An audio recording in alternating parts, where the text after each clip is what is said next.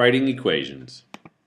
2 heaps of wheat plus 3 heaps of wheat cost 20 dinars. How much does each heap of wheat cost? This would be a typical question taught to the ancient Egyptians as they were learning algebra. In more recent times, however, we use letters and numerals as symbols in order to write an algebraic equation. For instance, 2 times h plus 3 times h equals 20, where h is the price of a heap of wheat. Combining like terms, we get 5 times h equals 20. Solving for h equals 4 because 5 times 4 equals 20. So each heap of wheat costs 4 dinars.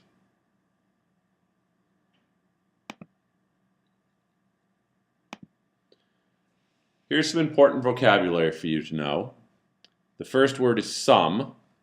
This would be an addition problem, and it would be indicated by such words as add, more than, older, from now, etc. And in our equation, we would use a plus sign.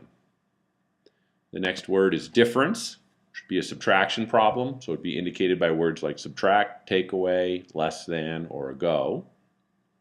And we would use a minus sign in our equation. Product is the answer to a multiplication problem, so you would look for keywords like multiply, times, twice, each, per, etc. And in our equation we would use a multiplication sign. And for multiplication in these tutorials, I'm going to be using a dot so that we won't confuse it with the letter X. Quotient is the answer to a division problem. That would be indicated by words such as divide, fraction, equal parts, etc. And we would use the division sign in our equation. Another important vocabulary word is area, which is the size of the space inside a two-dimensional shape. Here are a few area equations you might be familiar with. Area equals length times width would be the area of a rectangle. Area equals side length squared would be the area of a square. And area equals pi r squared would be the area of a circle. Another important word is perimeter, which is the length of the path around a 2D shape. Again, we have some familiar perimeter equations. P equals 2 times length plus 2 times width would be the perimeter of a rectangle.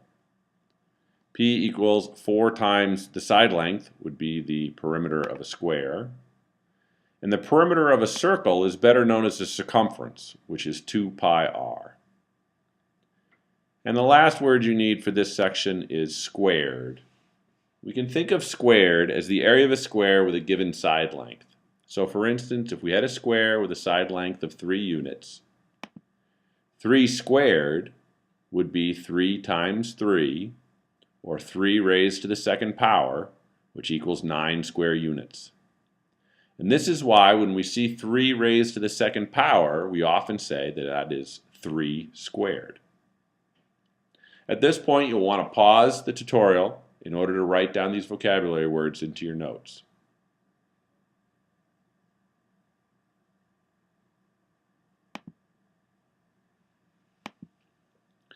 Writing equations from word problems can be very difficult.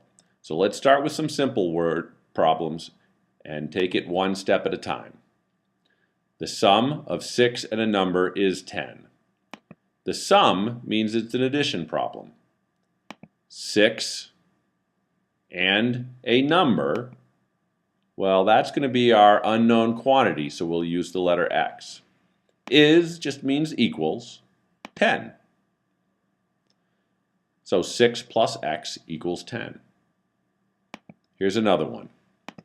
5 times, so a multiplication problem, a number, once again that's our variable and we'll use x, is 25.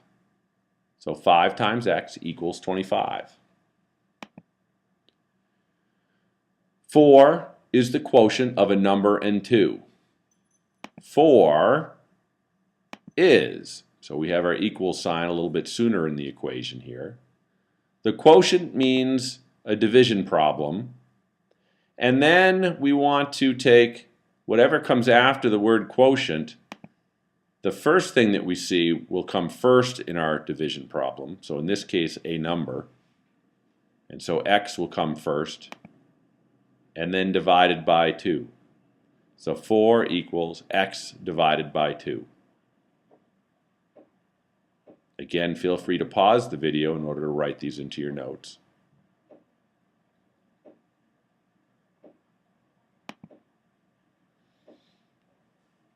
Here's a little more difficult one. The sum of 3 consecutive integers is 6. Well, we know it's going to be an addition problem, but we need to define our variables. 3 consecutive integers. Well, our first integer we don't know, so we could call that x. That's our unknown quantity. The second integer would just be x plus 1. And our third integer would be x plus 2. So for instance, we might have an answer that would be 3, and then 3 plus 1 is 4, 3 plus 2 is 5. So 3, 4, and 5 could be those consecutive integers. Now that doesn't add to 6. I think in this case it would have to be 2, 3, and 4. No, that doesn't add to 6. How about 1, 2, and 3? Oh, that adds to 6. So in this case, the answer would be x equals 1. So the first integer would be 1, the second integer would be 2, and the third integer would be 3. But we're not too concerned about the answer right now. We're just trying to write the equation.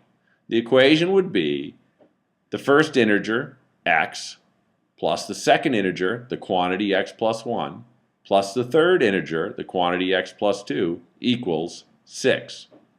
So the sum of the 3 consecutive integers is 6. Here's a similar problem. The sum of 3 consecutive even integers is 18. So just like we did in problem number 4, we're going to define our variables. The first integer would be x, because that's our unknown quantity. The second even integer would be x plus 2 this time. And the third even integer would be x plus 4. And to write our equation, we would get x plus the quantity x plus 2 plus the quantity x plus 4 equals 18.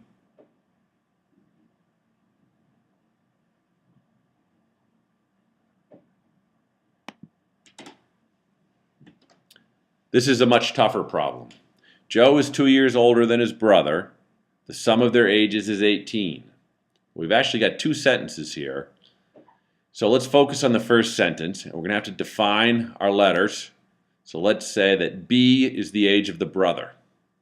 Looking at this first sentence, Joe is 2 years older. That means more than his brother. So Joe equals B plus 2. That would be the brother's age plus 2 more years. So Joe is 2 years older than his brother. Now we can look at the second sentence. The sum of their ages is 18. So we want to add together their 2 ages. So B plus the quantity B plus 2 equals 18. Another tough one here. Barb is twice as old as her sister was 2 years ago. Well, we need to define our variables. Let's use B for Barb's age. S could be her sister's age, but we're not concerned about her sister's current age. We want to look at her sister's age 2 years ago.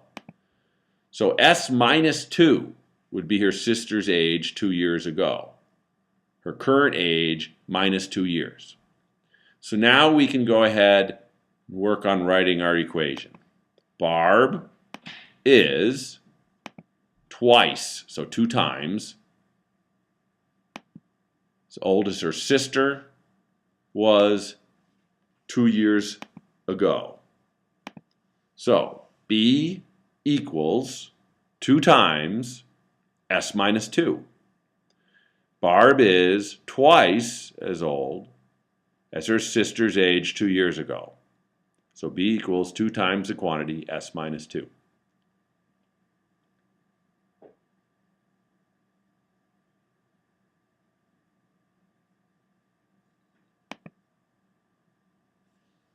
Here are a few more for you to try on your own. Go ahead and hit pause.